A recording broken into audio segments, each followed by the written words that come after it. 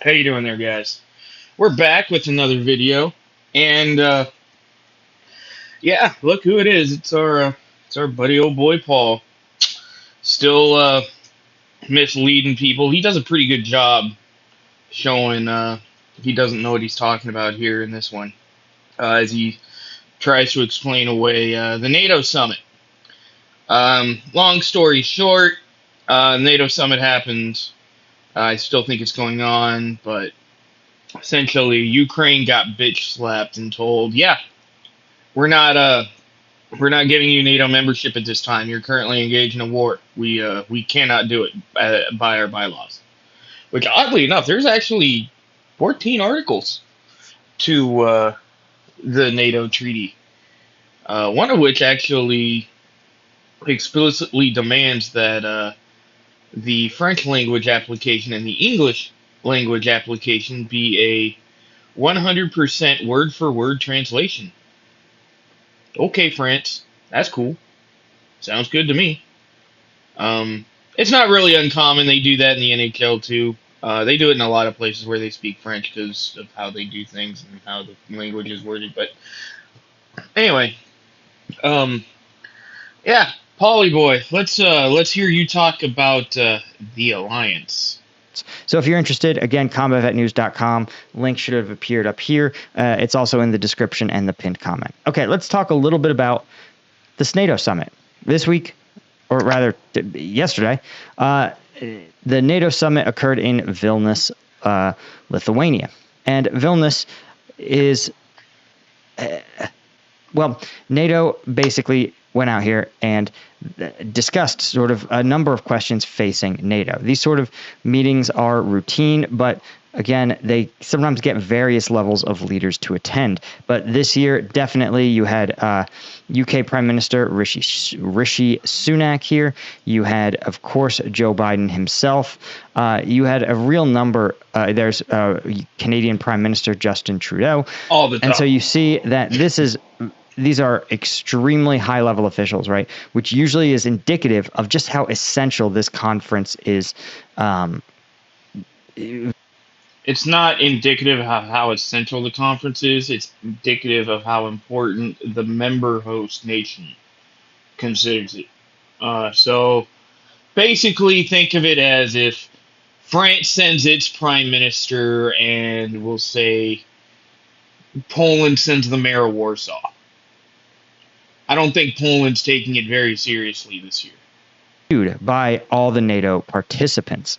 And these countries are, this is probably for a lot of these countries, the number one priority right now is the Ukraine conflict, support for Ukraine, the unity of NATO, and NATO's way forward. Now, Zelensky, of course, acknowledging that in a tweet, right? They value their allies, value shared security. Ukraine is represented at Vilnius, but right, he was hurt that certain things are being discussed about Ukraine without Ukraine present at the table. While I understand his concerns, they're not a NATO member, and NATO members, part of the organization, is discussing things behind closed doors within members. And certainly, almost every conversation was likely around something about Ukraine. Yes, Ukraine, who is currently not a NATO member, who shouldn't be getting any of our support, who really hasn't done much of anything for the alliance except almost drag it into World War III. Right. There is also, of course, the ongoing issue of the invitation to become a NATO member. Yeah, you can forget that. That's not happening. At least not Ukraine with the 91 borders. And he is upset that there is no time frame for either the invitation nor for Ukraine's membership. There's simply vague wording about conditions. And he's arguing that this level of uncertainty projects weakness and indecision to Russia. Why is NATO behaving this way? Well, to do that, you got to understand the constraints of the open door policy and Article 5. I have to understand Article 5. That's it. That's the only one I need to understand. I don't need to understand, I don't know, Article 4, which conveys any NATO member to gather all the other NATO members to have a meeting to determine whether or not its sovereignty is under attack. You know, kind of like what they did in Poland back in November. Um, there's a bunch of articles in there that you kind of do need to understand. And it's not necessarily just Article 5.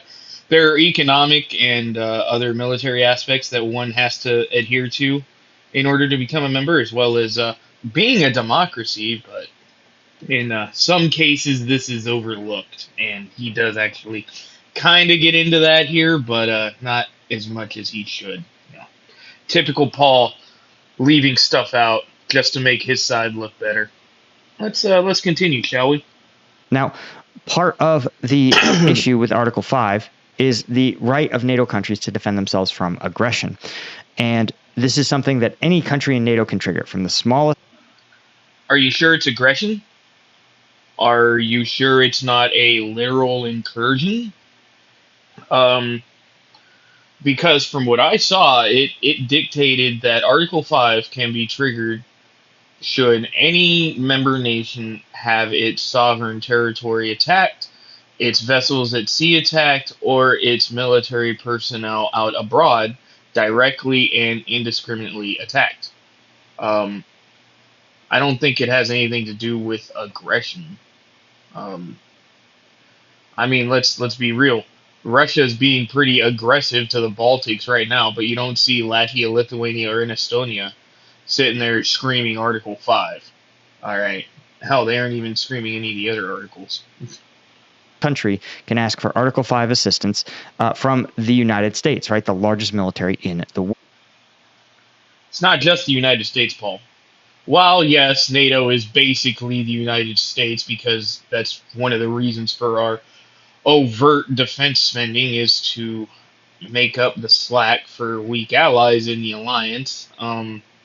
No, it's not just the United States, Paul. It's Germany, it's France, it's England, it's Greece, it's Italy. It's all the member nations. All the member nations. An attack against one is an attack against all. All right.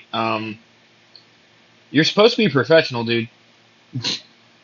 Get your shit together. And per NATO treaty, if Russian forces were to roll tanks through Vilnius, it would be treated as exactly the same as Russian tanks rolling through the streets of DC.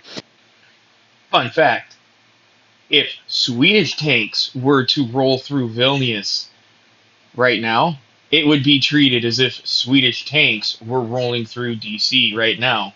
NATO, while originally, yes, created to stem the to stem the expansion of the USSR into Eastern Europe, it's really against any fucking country. Ask Libya. Ask Yugoslavia. Ask Afghanistan. It's essentially almost whoever we feel like picking on for that year. And so the response from these NATO countries, it's a serious trigger. Asking for Article 5 assistance is a huge deal. And the issue is when a country has an ongoing conflict and does not control its sovereign territory, then if you were to bring them into NATO, you would give them the authority to call on all NATO militaries for assistance. And if they are actively engaged in a war, then it would be absurd, preposterous to think that country wouldn't call on its NATO allies the day after signing membership. And so that's why NATO is aware that they're like, there's some stuff that he either forgot or he doesn't just know about the treaty. Because that's not all what Article 5 just is. Obviously, an attack against one is an attack against all. I just explained that. One of the other things that is in Article 5 that it dictates is that if Article 5 is triggered, that the member nation that was attacked sets the war goals, and they are fully in charge of the entire operation until that operation's due end. What does that mean? Well, that means that, let's say, uh, Poland, since they're really the easiest one to do, let's say Poland gets attacked tomorrow. They invoke Article 5 against Russia. Essentially, what that means is that runs the show. Poland is in charge of all NATO forces. They will dictate how they are deployed. They will dictate where they go. Um, and if they want to push all the way to fucking Moscow, then that's what we're going to have to do. We're going to have to push all the way to Moscow. If they want to keep pushing past Moscow, go to the Ural Mountains, then guess what? We're going to have to push past Moscow, go to the Ural Mountains. All right. That is one of the real dangerous things of Article 5 that not a lot of people in the treaty organization really know or understand, and I don't even really think a lot of Americans know. That was part of why countries like France and Poland were in Afghanistan when we initiated it for the only time in its fucking history with Afghanistan. All right. France was not attacked by Al Qaeda. France was not attacked by the Taliban, yet France was still actively engaged in combat operations against both organizations. And it's because that we, as the United States, who were the trigger applicants of Article 5, we set the war goals. No one really left until we said, all right, this is how we're leaving, this is how we're going. Granted, that still ended up getting botched, but that's something else. But yeah, that is Article 5. That it is a lot more dangerous than you think. My biggest thing with it is that, yeah, I don't think a Polish general should ever be in charge of what a U.S. military unit does on the battlefield. That's just me. But hey, what do I know, right? Cannot give Ukraine Article 5. And Article 5 is the linchpin of NATO membership. So you can't have NATO membership without Article 5 is just a bunch of feel-good collaboration agreements about, I like how he's at a loss for words here. He likes to try and dumb it down and find examples here, but you can kind of tell when he starts flustering his words. And I'll get lost in thought too. I think I got lost in thought on my little ramble there on Article 5 before this pause, but I mean, you can tell he's just looking for stuff to say at this point because he doesn't know what he's talking about. Absent Article 5, NATO is about attending meetings and making sure that you all call a brigade the same thing, right? Really? Is that it? What about, say, I don't know, disputes between member nations like Greece and Turkey?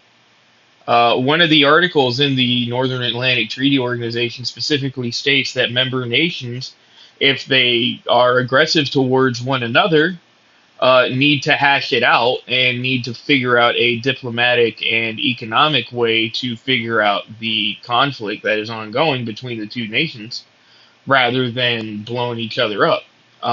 I really do think it's important to understand that when you have an organization like this, you're not just bringing in English-speaking nations like Canada, the United States, and the UK.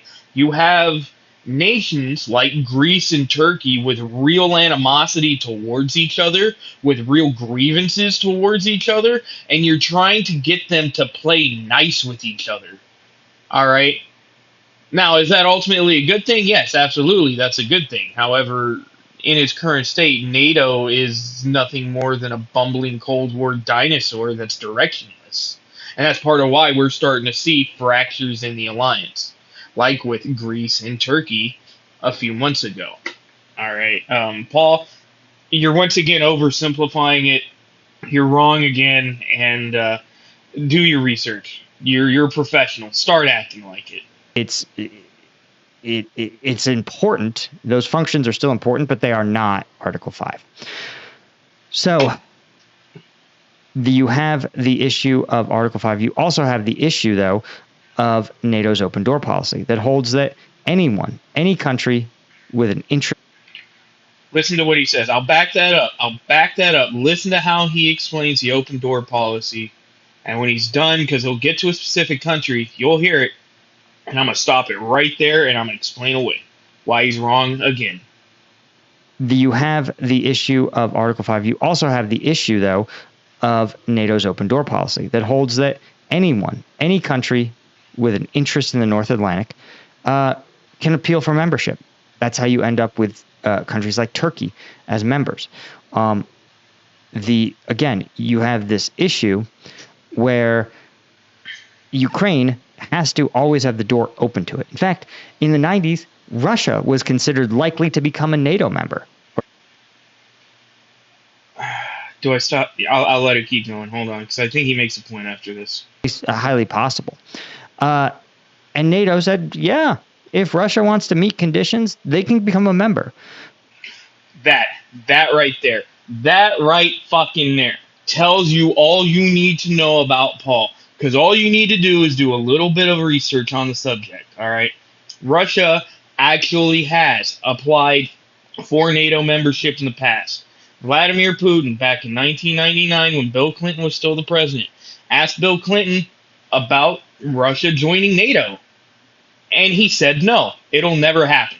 NATO flat out denied Russia be in the Northern Atlantic Treaty Organization. All right, it happened back in 99. They're not interested in Russia becoming a member. They never were.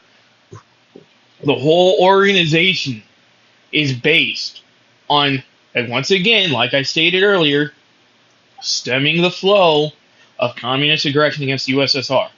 Now, after the USSR collapsed in 91, NATO didn't have its big bad boogeyman to the east anymore. All right.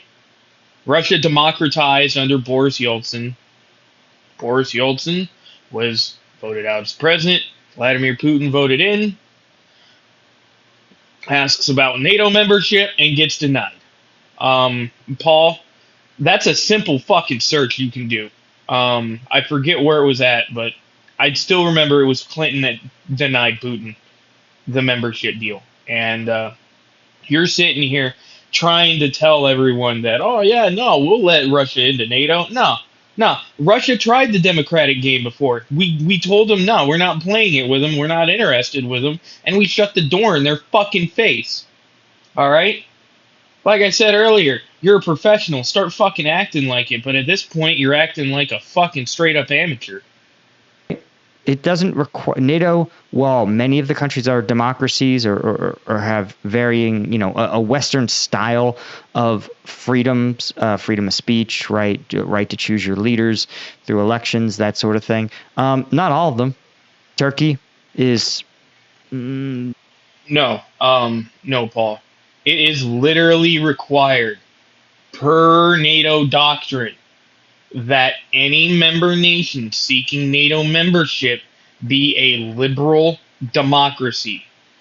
There are no authoritarian countries. It's why China cannot fucking ask for NATO membership. They would get denied outright because they're not a democracy. They can claim they're a democracy all they want.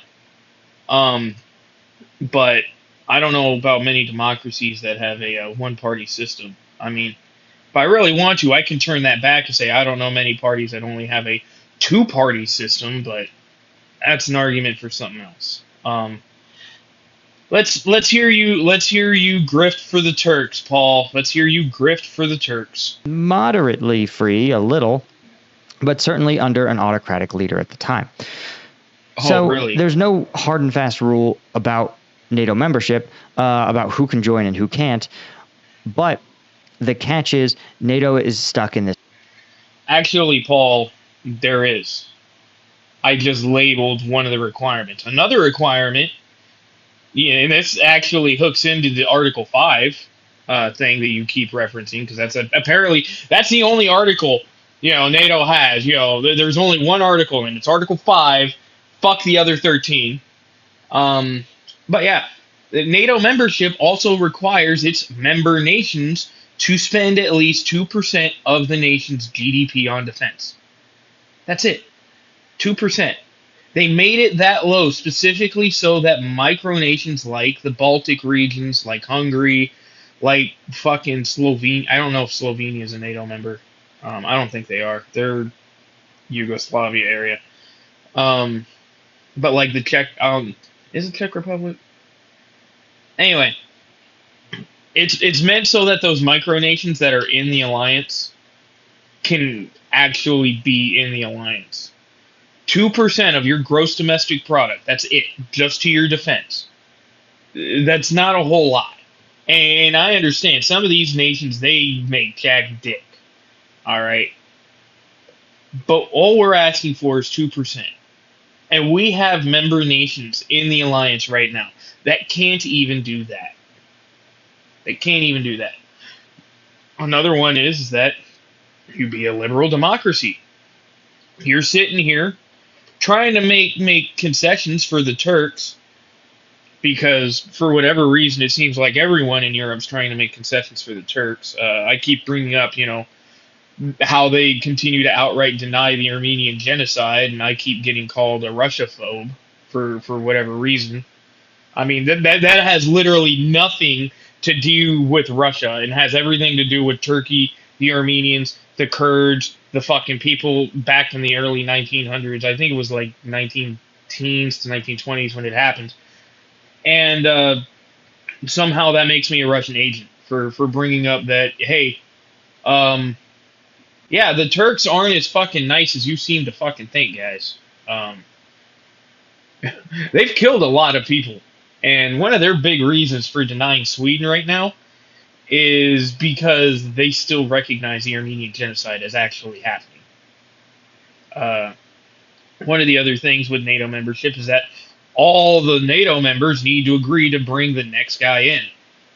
That's why you got Finland in, because they decided to say, you know what, Armenian genocide, yeah, there's a possibility it very well could have been a fairy tale. Um, Sweden, Sweden's staying kind of hard and fast on that, which is actually good on them. It's probably one of the only positive times you'll hear me talk positively on Sweden. But that's where it stands, is that it's mainly their stance on the Armenian genocide. Now they'll go and they'll say, oh, it's also because of other factors in the region, like I believe it's a Kurdish group that the Turks see as a terrorist group that the Swedes like, because the Turks don't necessarily like the Kurds either. Right? They've actively sent their forces in to try and kill Kurds before in northern Iraq and parts of Syria. This is known. This is known. But for whatever reason, you got guys like Paulie Boy here, just wanting to make excuses for him. Oh no, it's all right. They're bad guys, but there are bad guys, so it's perfectly fine. So let's hear you try and run cover for him here, Paul.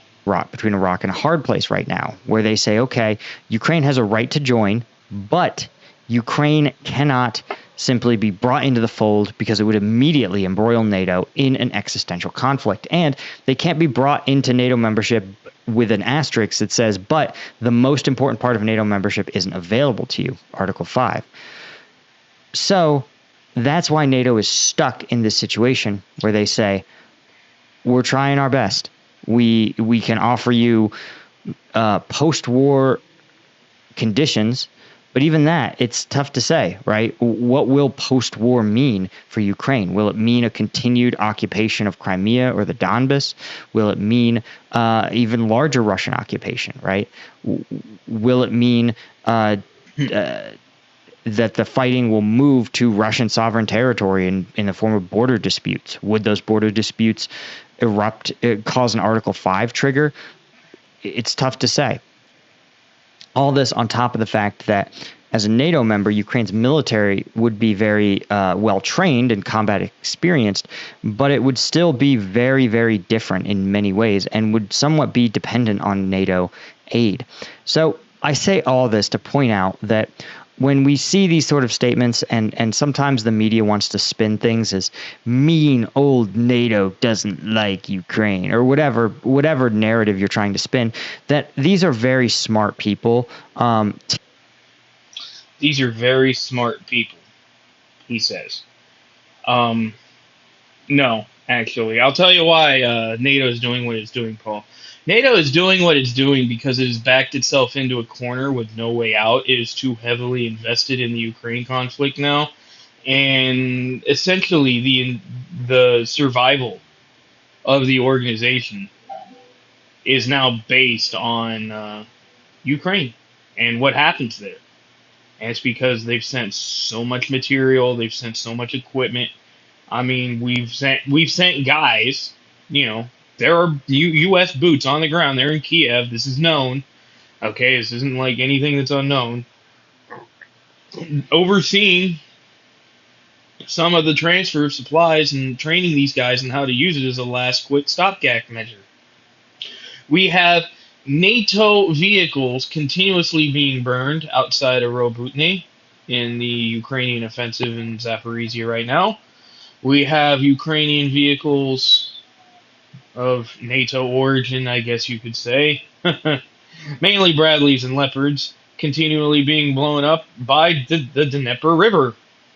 Um, there are so many fucking rumors and shit popping up of NATO being secretly involved in this conflict. It's nuts. And you're sitting here, you're trying to fucking say, oh, big, like the media's trying to frame it as big, bad, mean NATO. No. No. NATO is looking out for itself. There's nothing wrong with looking out for yourself. Okay. Especially when the guy, Ukraine, is sitting there drowning in the deep end of the pool and is constantly fucking trying to dunk your head under the water so he can fucking get up to breathe. Alright. NATO's not big or bad anymore. It was at one point. Honestly, the bureaucracy and the amount of member nations and whatnot is a hindrance to it at this point, because anything that we try to do, it has to be authorized by 31 other people. And it's just... when you hear people try to talk up NATO like they have been, and they try to talk it up as if it's still like them stopping the shit that happened in Yugoslavia back in the 90s, and that's just simply not it anymore. We're getting people killed.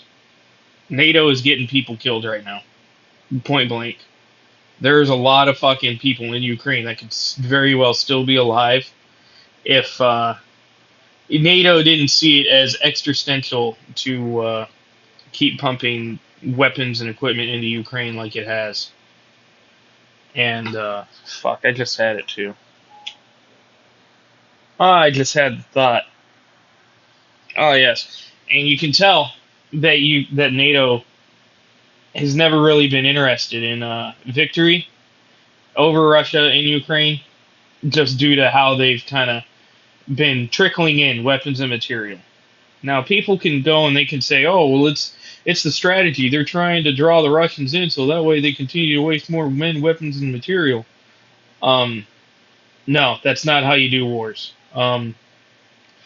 We did that very same thing to the Iraqis twice in almost 10, 12 years apart. So, and we did it in a few weeks. All right. Now, if they were any kind of interested in any kind of victory, if there wasn't something really shady going on behind the scenes, all the NATO shit that we're seeing arrive now would have been sent back in 2022. All the claims of ATACMs and F-16s and whatnot, that would already have the logistic support and would already be sent over there right now. They're not interested in victory. I don't know what they're interested in, but whatever the fuck they're going for, I don't think it's any good. And it's only because of how they've acted and how deceptive they've been the entire time. And that's all on NATO. That's all on them. And I understand you got to keep some secrecy. There's OPSEC involved, obviously, but when you continue to sit there and try and tell me that the Russians blew up their meal ticket, i.e. the Nord Stream pipeline,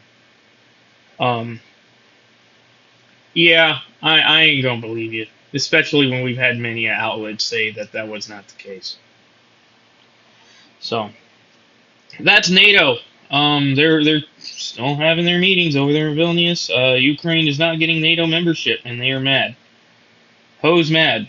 Well, sorry, Ukraine, we can't make special concessions for you. We shouldn't be doing what we're doing with you at all, but I'm not in charge. All right, guys, that was it for this one.